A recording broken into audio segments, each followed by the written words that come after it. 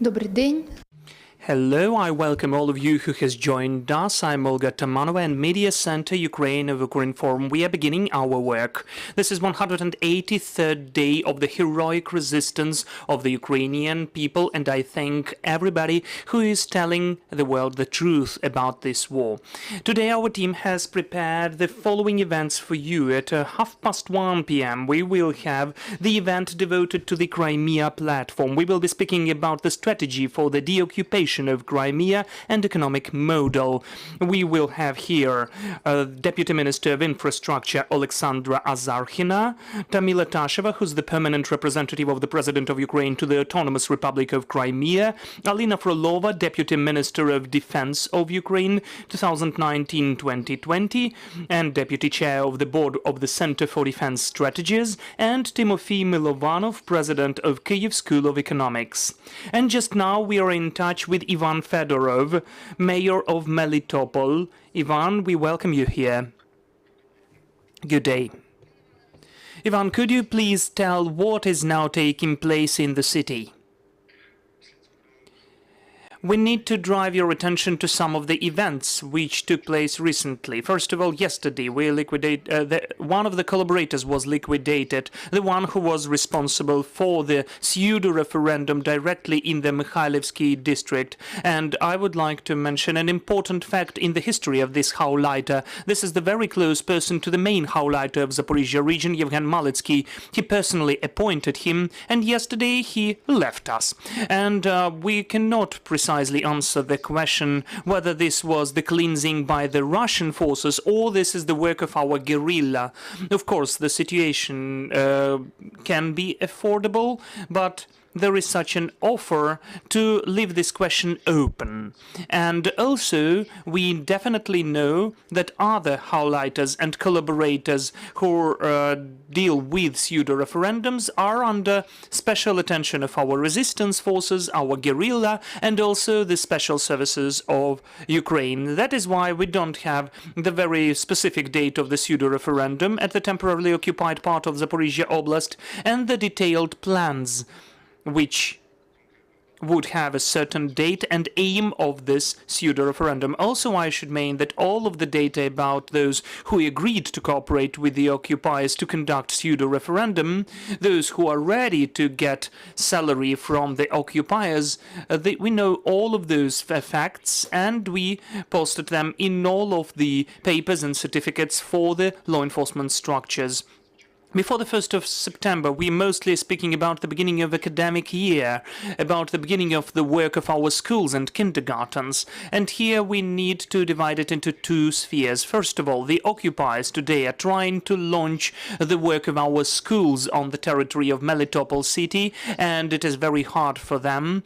Out of 22 schools, they were trying to launch the work of 4 only. They cannot either take and hire the organizers of the educational process or teachers. So now there is the information that they are trying to bring some teachers from some farther regions of Russian Federation.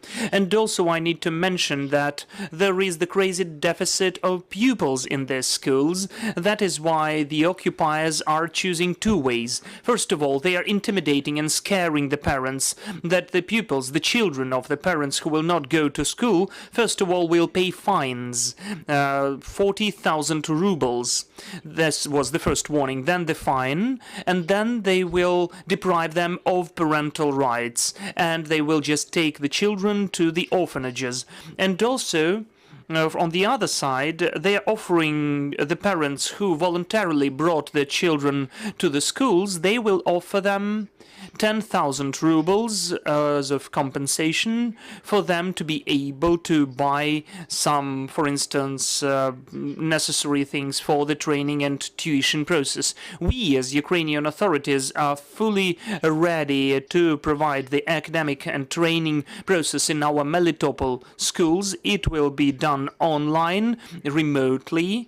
Unfortunately, we got used to that during pandemic, and now we can organize this academic process to the full scale. And also the last issue, which is very urgent and which we try to rebroadcast for our residents at the temporarily occupied areas is the issue of the heating season. In Melitopol city, there is more than a month when they don't have natural gas. 95% of the heating systems in Melitopol city are directly using natural gas. So we understand specifically that the beginning of the heating season is under threat. And also, we can divide this question into two parts as well. First of all, the natural gas vanished after the combats close to Orekhovo, where our gas pipeline was cut, and it disconnected gas. This was the reason of the disconnection of gas in part of the occupied Zaporizhia region. And secondly, we can restore gas only restoring and maintaining the gas pipelines, but it's almost impossible because the combats are permanent and constant. And secondly, the propaganda which is broadcast by the Russian occupiers that they will they will lead the gas pipeline from Berdyansk to Melitopol and it will be new. That is definitely impossible. So Melitopol will not have gas. The heating will not be turned on if we do not deoccupy those territories. And we are waiting for the new evacuation wave because there won't be heating season. Ivan, what about the pressure of the occupiers onto or against our people? We can see from the open sources some of the information that in the city there have been some of the attacks onto people. There are informations about forceful taking of our people even to Moscow. Could you please comment on this information? Yes, really, the pressure onto people is strengthening every day after each successful special operation of our guerrilla. The Russians are beginning the total cleansing and filtration in each of the building, in each of the apartments. Each person who has at least something Ukrainian, maybe the flag in the shelf or the embroidered vyshivanka, the embroidered shirt, this person is arrested. And in the best case scenario, after multi-hour interrogations, they let the person go. There have been an announcement that they will deport 4 Melitopol residents to Lefortovo, to the detention center, where they will give them life term for this saboteur activity. But this is only the element of propaganda and nothing more, because the people, those 4 residents of Melitopol, I know them personally, at least 2 of the 4. Those people definitely did not take part in any organization of the sabotage activity. Those are really active pro-Ukrainian people who took part in the pro-Ukrainian meetings, but they were not doing anything saboteur. But the Russians are doing that on purpose to scare and to intimidate all the rest of the residents who can not only openly act to support Melitopol, but just openly think to support Ukraine. Which is the latest information about the prisoners and captured people of the civilians? The latest data now, approximately 80 people are captured by Russians. Some of them are now in the labor colonies. They are digging trenches. The Russians make them to dig trenches. Some of them are under tortures, staying in the same detention centers, which are at least 3 on the territory of Melitopol city. Some of them are deported to Simferopol or Moscow. So the situation is super complicated, and unfortunately, as for some of them, we do not have information about their location. Is there information that the filtration camps are working on the territory of the city?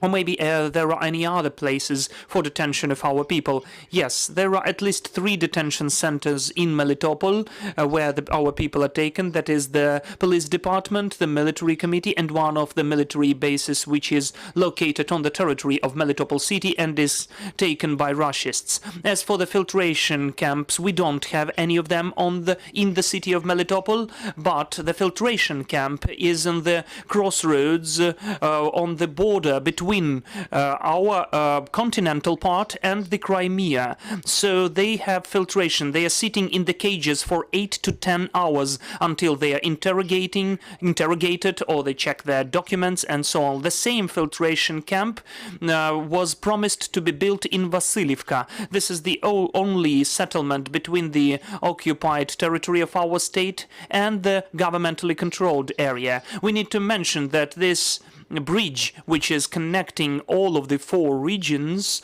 Luhansk, Donetsk, Zaporizhia and Kherson temporarily occupied territories, this is the only way. So in this place, the Rushists are threatening to create the same type of filtration camp. As for the critical infrastructure, you said that there is no gas. What about water supply, power supply, connection, I mean cell phone connection? As for connection or communication, it is only Rushists for 4 months already. They do not have our internet or TV.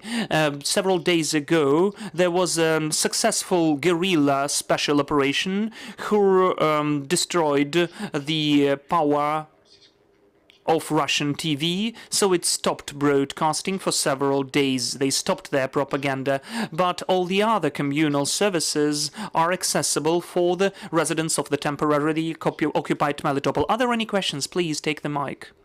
Hello, Valentin Banik, Vesti UA. Could you please tell where do you get operational information about the situation in the city from? How many residents, according to you, got the passports of Russia? And what do your sources tell about the so-called referendums on the occupied territories? Do they name any of the dates? Thank you.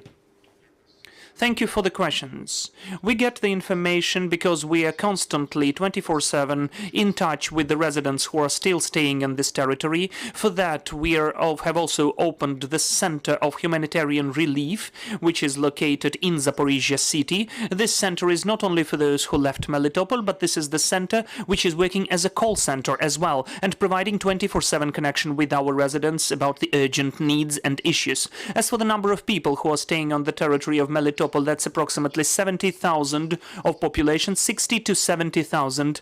This is a bit less than half of the regular number of our people. As for the referendum, we don't have all the information because the big number of our assistants and, in fact, supporters are now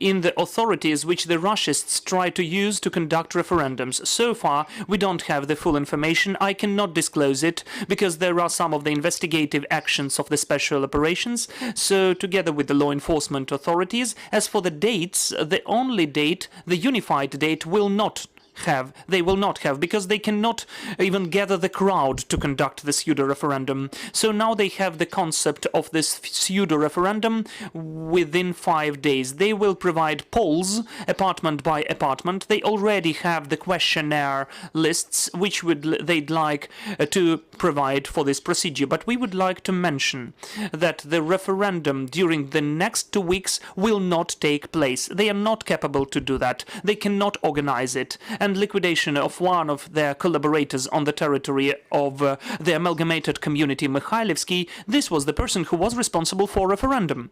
And we also got during this last 2 days some of the news that people massively refuse to take part in this event. Any other questions? Yes. Could you please tell how many people, how many residents of the city already got the Russian IDs? This is the question. The Russian documents or passports. We do not have the specific figure, but I can tell you the category of the people. Those are elderly people who do not have access to the objective information, as they have very narrow, only some of them use internet. They cannot install VPN and get access to the objective information. Those people are intimidated that they won't get pensions, so the only way for them to get some of the social payments and pensions is to get the Rushist's passport. So this category is mostly getting passports, but definitely those are not tens of thousands of people who are in long queues, as they say. This is only not more than 1,000 of people who submit applications to get so-called passports. And also we will have the data which will be interesting with you within your question. That is the data of the first survey among the apartments of the people who will organize the referendum. After the first visits, after 6 months of occupation, after the total media propaganda from Russian Federation, only 10%, less than 10% of people agreed to support the referendum and the conduction of the the inclusion into Russia or anywhere else. Less than 10%. This is a very significant idea that our people are still waiting to come back to Ukraine and for Ukrainian flag at the central square. Dear colleagues, are there any other questions? Yes, there is one, please. Sasaki of Kyodo News, Japanese news agency. I'd like to ask about the school year. You mentioned that if you would not bring your child to the school, they might be deprived parental rights. How did you confirm this information? Did you get some papers, documents, which is distributed to parents or something? And if not secret, where are you? You're out of the town. You're Ukrainian-controlled area, right? Just confirmation. Yes, of course, I cannot stay in Melitopol because my last visit, my last hours of stay in Melitopol were very discomfortable and very dangerous, and they ended with the exchange of prisoners of war. I'm now in Zaporizhia, that is the closest city to which is under control of government of Ukraine and which is the closest to my city of Melitopol. Me and my team are working here, and this is the first city where our residents are getting to when they're evacuating from the temporarily occupied territory. As for the academic year and the procedure, how they will deprive the parental rights, today this is just the information which the teachers of collaborators are disseminating among the parents. The documents which you are speaking about, there is no documents issued by pseudo administration. As soon as we get it, we'll publish it. Thank you. I will remind you we had Ivan Fedorov here, the mayor of Melitopol. Thank you for finding time and joining us. Our next briefing will take place at 1:30 p.m. Kyiv time, and we will be speaking about the Crimea platform, the strategy for the deoccupation of Crimea. Stay with us.